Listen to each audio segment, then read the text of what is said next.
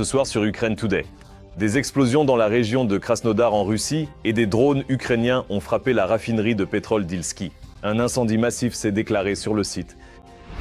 Les plus grands gains sur le champ de bataille depuis des années. À quoi l'Institut américain pour l'étude de la guerre attribue-t-il les contre-attaques réussies de l'Ukraine? Des pilotes américains et danois dans le ciel ukrainien? Est-il vrai que l'Ukraine a formé un escadron de F-16 comprenant des vétérans occidentaux? Des pourparlers de paix? Que devons-nous attendre du nouveau cycle de réunions trilatérales à Genève? Tout cela et bien plus encore, tout de suite. Bonjour, je suis Volodymyr Robson et voici Ukraine Today. Aimez cette vidéo et passons aux actualités. Commençons par une visite de drones ukrainiens dans la région de Krasnodar en Russie. La raffinerie de pétrole d'Ilski a été attaquée.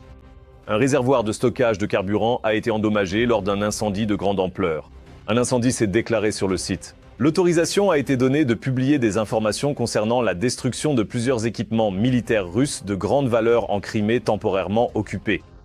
Des combattants de l'unité spéciale du renseignement de la défense ont frappé un système de défense aérienne, un système de missiles et de canons, un système radar et un engin de débarquement. La semaine dernière, l'Ukraine a obtenu ses plus grands succès sur le champ de bataille depuis 2 ans et demi. C'est ce qu'a rapporté l'agence France Presse.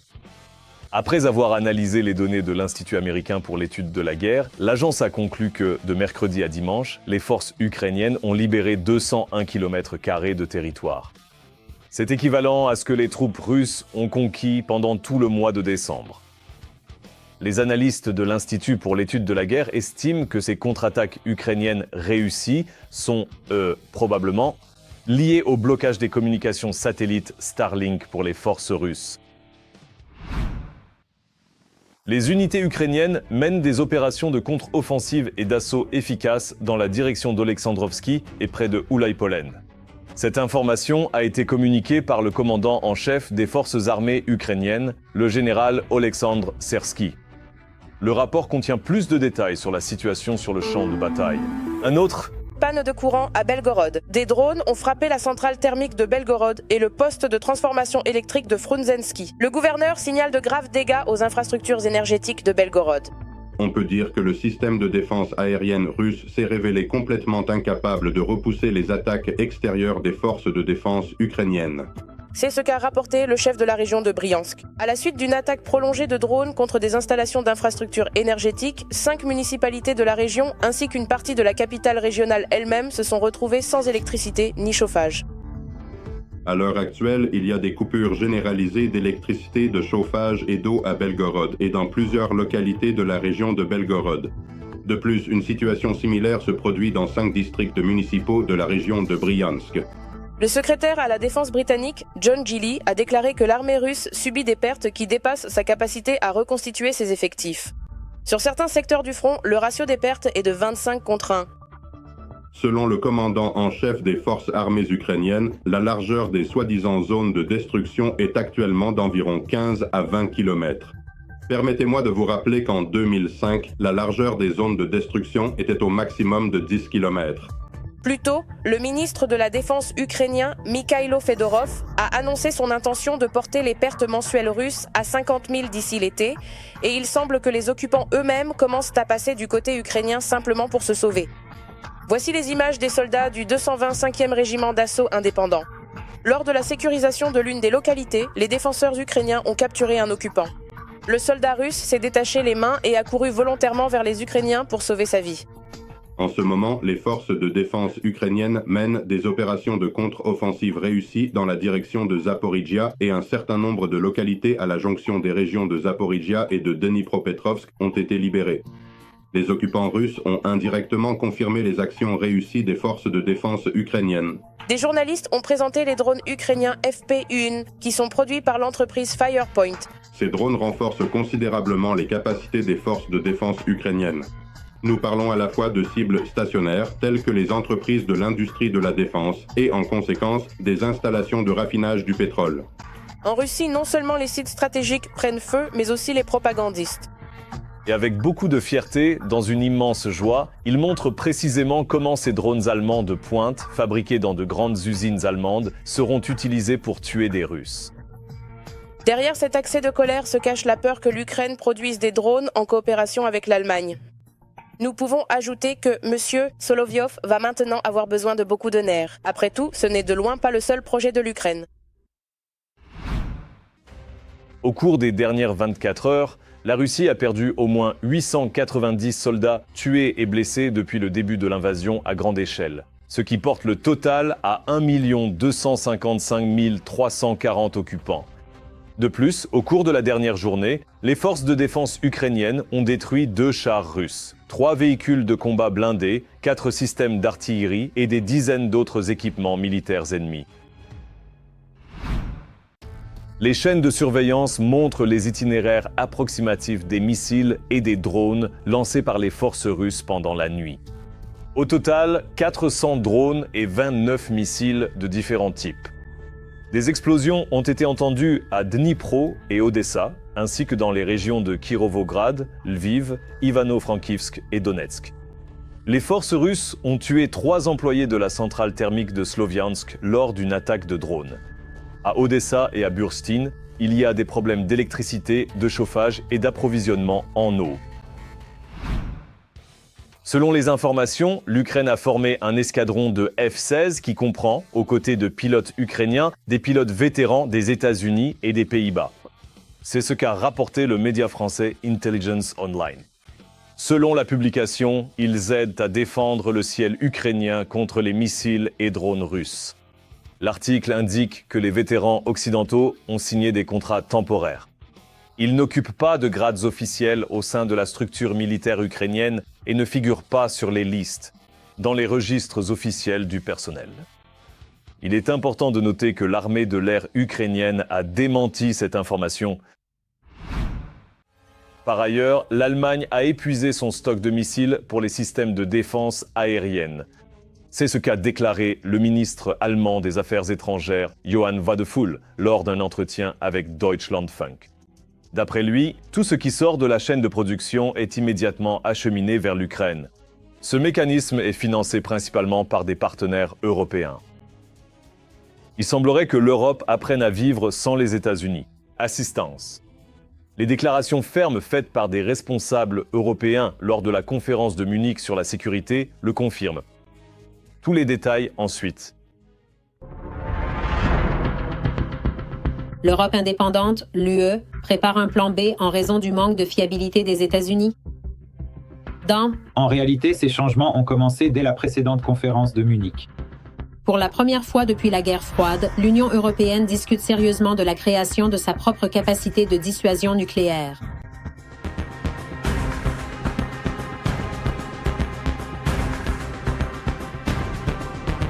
Dans les capitales européennes, l'anxiété régnait dans l'attente du discours du président américain, le secrétaire d'État Marco Rubio à la conférence de Munich sur la sécurité. La raison en était le discours prononcé l'année dernière par les États-Unis, vice-président qui était empreint d'agressivité envers l'Europe. Mais Rubio, au contraire, a souligné les liens étroits entre les États-Unis et l'Europe. Nous sommes véritablement préoccupés par votre avenir et le nôtre. Et si nous sommes parfois en désaccord, c'est parce que nous tenons profondément à l'Europe à laquelle nous sommes liés non seulement économiquement ou militairement. Nous sommes liés spirituellement et culturellement. Nous voulons que l'Europe soit forte. Nous croyons que l'Europe doit survivre. La sécurité de l'UE dépend en grande partie de ce qu'on appelle le parapluie nucléaire américain et des garanties au sein de l'OTAN. Cependant, la montée des tensions dans les relations et la possibilité d'un changement de cap politique à Washington poussent au développement de scénarios alternatifs pour se protéger contre la menace russe. En somme, l'Europe se retrouve face à face avec la menace russe. Les États-Unis ne donnent pas de réponse claire quant à savoir s'ils aideront d'une manière ou d'une autre ou non. Par conséquent, tout cela doit être pris en compte. Et d'une manière ou d'une autre, cela influence la politique européenne. De plus, il y a la situation avec l'Ukraine qui, à une époque, a renoncé à ses armes nucléaires en échange de garanties de sécurité. Des garanties soi-disant fournies par les États-Unis, des garanties qui, comme on l'a constaté après coup, n'étaient en réalité pas de vraies garanties. Tout cela a démontré que l'arme nucléaire est probablement la seule véritable garantie de sécurité dans le monde moderne. À l'heure actuelle, parmi les pays européens, seuls le Royaume-Uni et la France possèdent des armes nucléaires. Ensemble, ils disposent d'environ 400 ogives. Le Royaume-Uni dépend des approvisionnements des États-Unis pour son arsenal, tandis que la France est capable de produire ses propres ogives.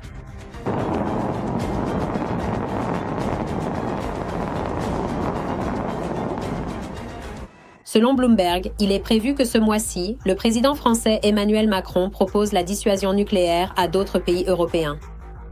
Il convient de noter que le président polonais Nawrocki a plaidé pour la participation du pays au projet nucléaire, mais conformément aux normes internationales. Je soutiens fermement l'adhésion de la Pologne au projet nucléaire. Ce que je veux dire, c'est ceci. La voie vers la création d'une capacité nucléaire polonaise dans le plein respect de toutes les normes internationales est la direction que nous devons suivre. Le ministre allemand de la Défense, Pistorius, a également déclaré lors de la conférence de Munich que l'Europe devait assurer sa propre sécurité. L'Europe doit assumer une plus grande responsabilité pour sa propre sécurité, tandis que les États-Unis continueront d'apporter un soutien stratégique et nucléaire dans un avenir prévisible. Sous la direction de Pistorius, l'Allemagne modernise activement la Bundeswehr et modifie sa politique de défense à la lumière de la nouvelle réalité géopolitique. Le ministre de la Défense a souligné à plusieurs reprises la nécessité de restructurer les fondements de la sécurité européenne, exigeant que l'Europe assure de manière indépendante sa propre capacité de défense. Tout cela est absolument logique et évident. De plus, il semble de plus en plus évident et clair que le nombre total d'États dirigeants de premier plan va probablement augmenter dans un avenir très proche et prévisible. Dans l'ensemble, le chancelier Friedrich Merz a officiellement annoncé un objectif très ambitieux et global pour l'avenir du continent européen, que l'Allemagne dispose de l'armée la plus puissante d'Europe. En principe, je ne vois rien d'irréaliste ici compte tenu du potentiel militaire, technologique et économique de l'Allemagne.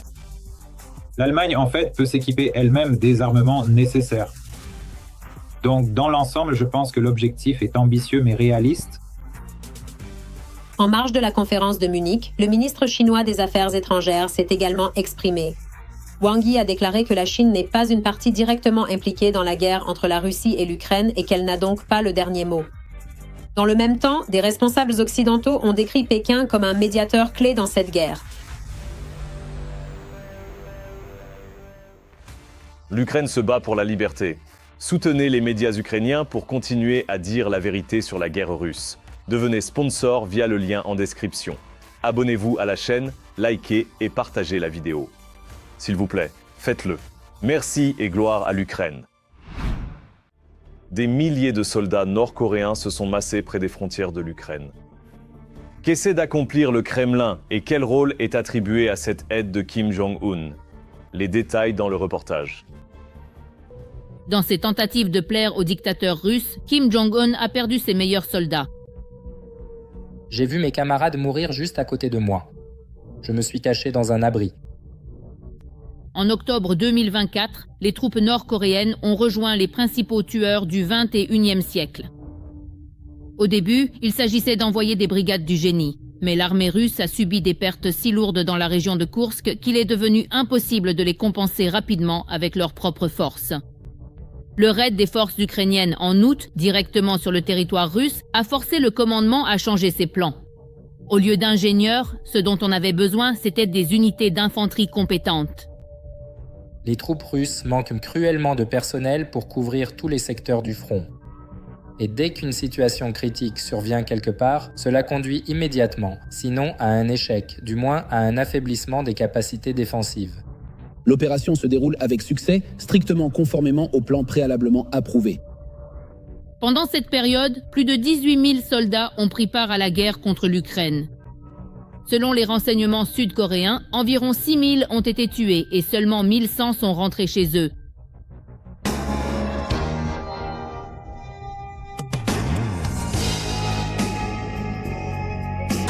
Environ 11 000 autres militaires sont retranchés sur le territoire russe, dans la région de Koursk, adjacente à la région de Soumy.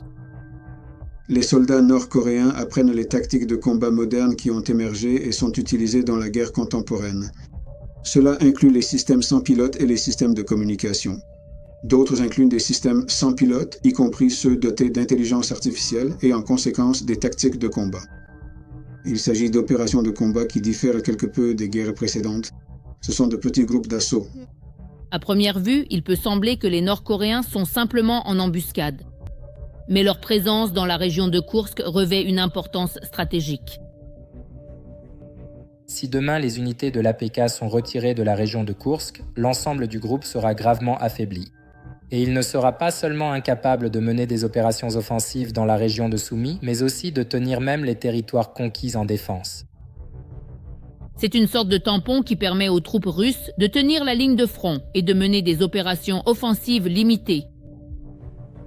Les actions menées par les soldats nord-coréens à l'arrière du front ont permis à Poutine de libérer, à peu près le même nombre. Environ 10 000 soldats russes et de les transférer de l'arrière, enfin de l'arrière relativement proche, depuis la deuxième ou la troisième ligne pour ainsi dire, vers la ligne de front afin de participer aux opérations de combat. Ainsi, c'est comme s'ils renforçaient numériquement leurs troupes directement sur la ligne de front.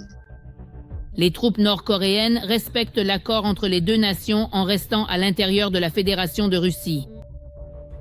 Très probablement, du moins pour l'instant, elles ne franchiront probablement pas la frontière avec l'Ukraine, mais continueront plutôt à assister l'armée russe directement sur le territoire russe.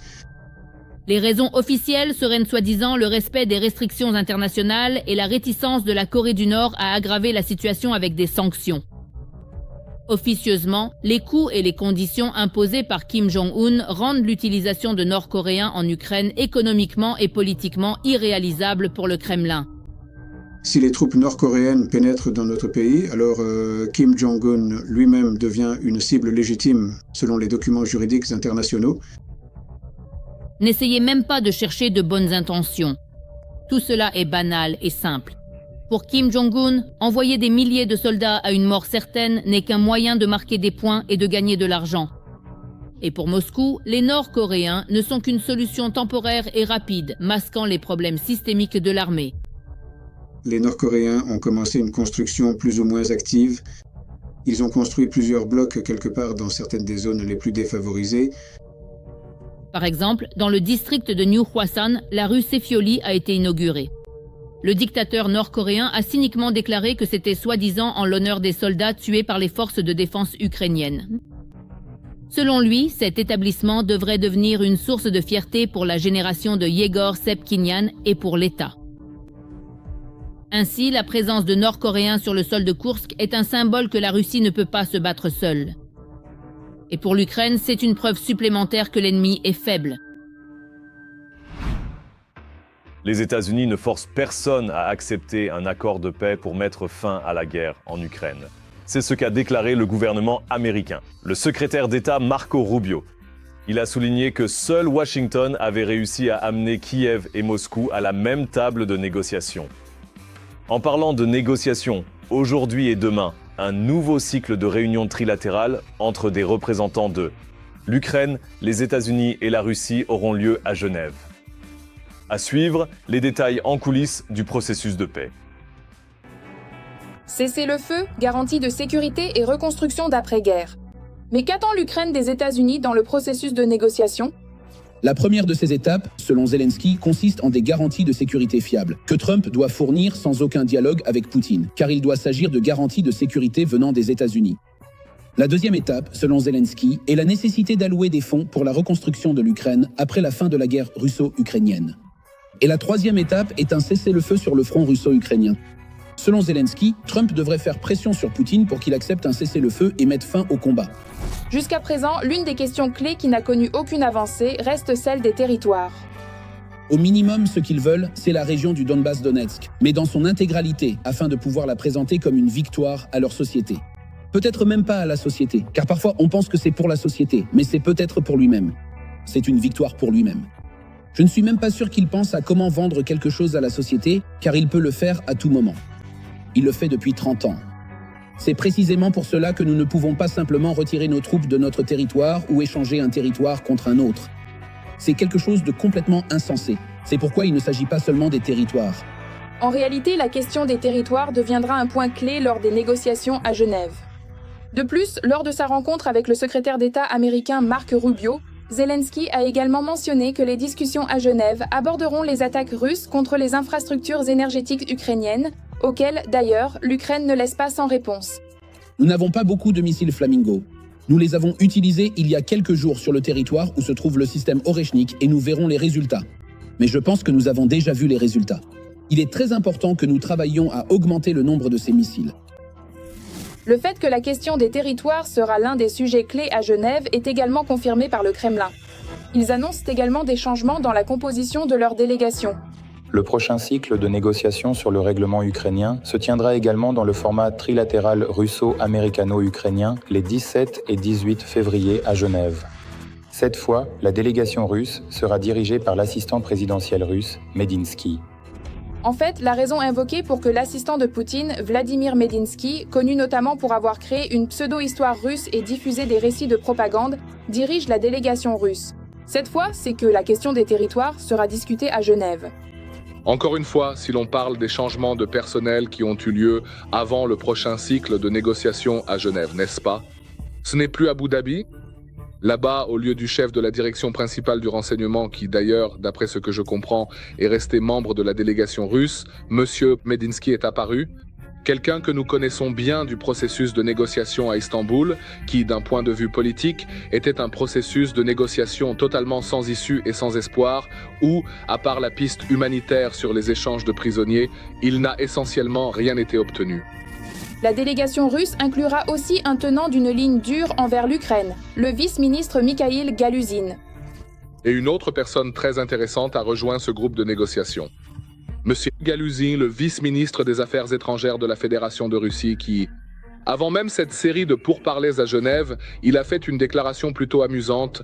La Russie veut parler à l'Europe et à l'Amérique de quoi? Qu'est-ce qui est introduit en Ukraine? Exactement, la gouvernance externe. En d'autres termes, exactement ce dont Poutine parle depuis très très longtemps.